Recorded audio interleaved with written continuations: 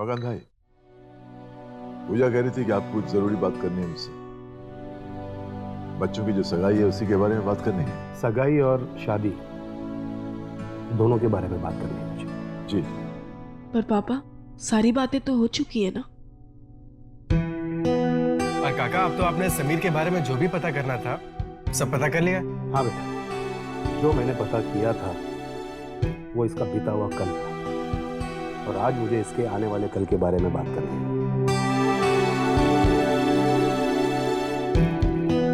देखिए भाई साहब, जो भी बात हो बैठकर सुलझाई जा सकती है। अगर आपको हमसे कोई शिकायत हो तो?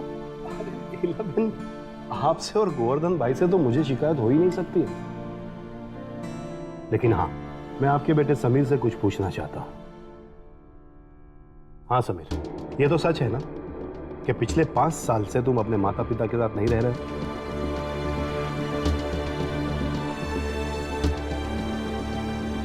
जी हाँ, वो क्या था कि रमाकांत जी, दरअसल बात यह है कि हम जहां पहले रहते थे ना, वो घर छोटा था। जब उसने मुझसे कहा कि अलग रहना चाहता है तो हमने मना नहीं किया।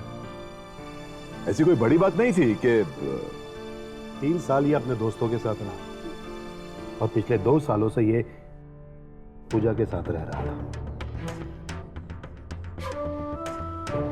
पापा, ये सब तो पुरानी बात है ना, और इसके लिए मैं आपसे माफी भी मांग चुकी हूँ। और मैंने तुमसे कहा था ना कि मैंने तुम्हें माफ कर दिया है। देखिए भाई साहब, अब बच्चों से गलती हो चुकी है। उस दिन भी हमने इस बारे में बात की थी। अगर उस गलती को लेकर आप... एक बार मेरी बेटी से गलती हुई, क्योंकि मुझे उसका पता नहीं था। दोबारा इससे कोई गलती नहीं होगी, और ना ही मैं होने दूंगा।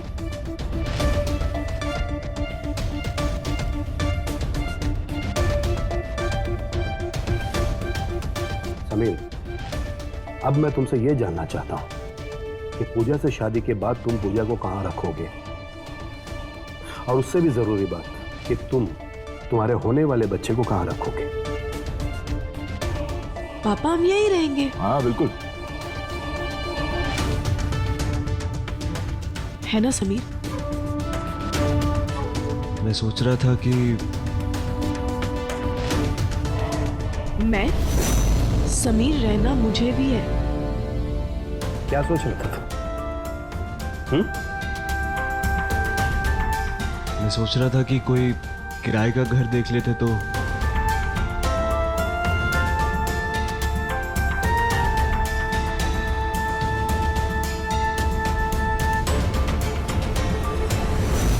सॉरी माँ जी, पापा दिल के इतने बुरे नहीं हैं, मगर बोलते जरा टेढ़ा है।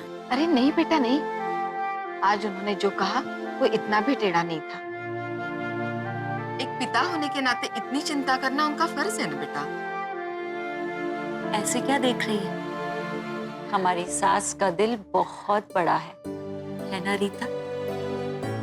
अरे भाई, इतना दिल तो बड़ा रखना पड़ेगा ना, तभी तो इतनी प्यारी बहुओं का इतना सारा प्यार उसमें समाएगा।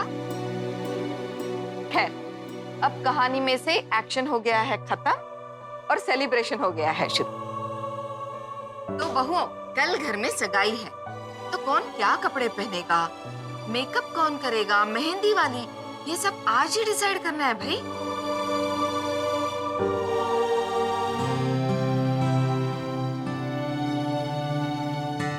मैं जानता हूँ कि आप मुझसे नाराज हैं, मगर बापूजी आप तो समझ सकते हैं ना कि मैं किस हालात से गुजर रहा हूँ। बाकी सब किन हालातों से गुजर रहे हैं ये सोच रहे थे?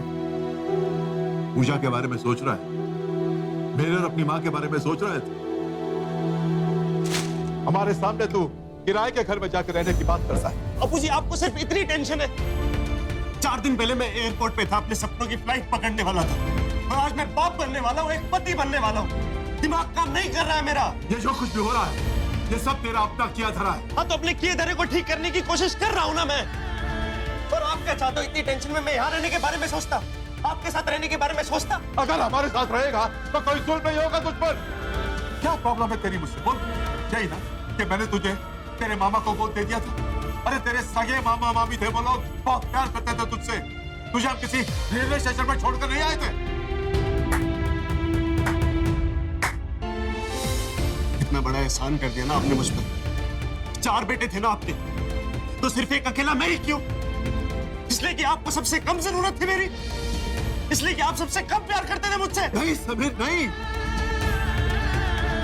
बेटा मैं मानता हूं कि उस वक्त हमने जो कुछ भी किया था वो तेरे लिए समझना या उसे एक्सेप्ट करना आसान नहीं, बहुत मुश्किल। और मां मैं जानती है कि उसके लिए मैंने तुझे कभी गलत नहीं। बेटा सिर्फ एक बार हमारी जरा सोच के देख, आज तेरी वो औलाद जो अभी पैदा नहीं हुई, जिसे तूने अभी तक देखा नहीं, उसके लिए तू सब कुछ करने को तैयार। पर हमारे लिए मुझे अपने आप से अलग करना कितना मुश्किल है। Are you kidding me, बापूजी? आप अपने आप को मेरी सिचुएशन से कंपेयर कर भी कैसे सकते हो? मैं अपने बच्चे के साथ रहने के लिए हर एक सैक्रिफाइस करने के लिए तैयार हो रहा हूं, और आपने तो मुझे बचपन में किसी और को देखकर खुद से पराया कर दिया था। और अगर आपको इन दोनों बातों में कोई डिफरेंस नहीं दिखता तो Bapuji, I rest my whole case, क्योंकि फिर आप मुझे कभी नहीं समझ सकते। बात क्या है? क्यों भैया, क्यों बात करूं मैं आपसे? Will you even understand me? No, you will not. मुझे समझने की बजाय एज यूजुअल आप उल्टा मुझे ही समझाने लग जाओगे। Nobody understands me. कोई मेरी फीलिंग्स नहीं समझ रहा।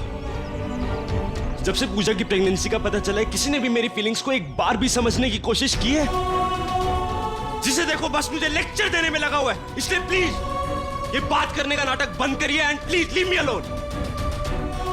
तू सही बोल रहा है Sameer, you right, it's my fault. मैं सच में इडियट हूं, फालतू में लेक्चर देता रहा तुझे। सॉरी भाई, वो क्या है, बड़ा भाई बनने में लगा था, लेकिन अब से मैं कुछ नहीं बोलूंगा, कोई लेक्चर नहीं। बस तू शांत हो जा और बता क्या चल रहा है तेरे दिल में, प्लीज बता मुझे। और बड़ा भाई नहीं, दोस्त समझ के बता प्लीज। इधर आ, आना इधर आ, बैठ बैठ।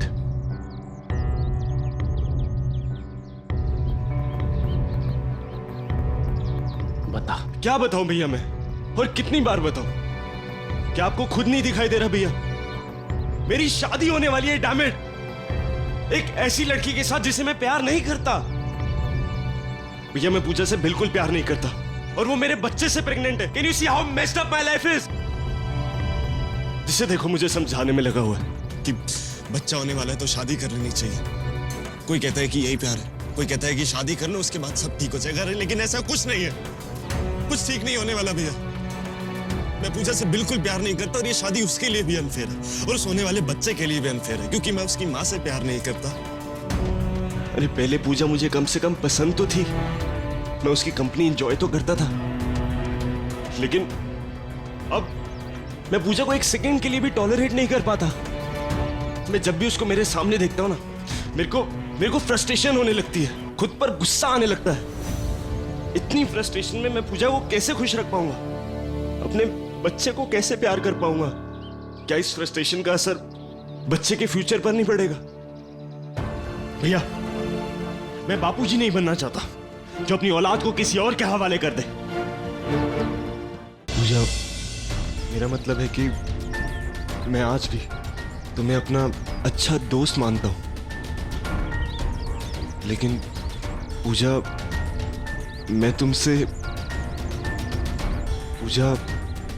मैं पहले की तरह तुमसे। हाँ बोलो समीर, आज साफ साफ बोल दो मुझसे। पूजा मैं आज भी तुमसे प्यार नहीं करता।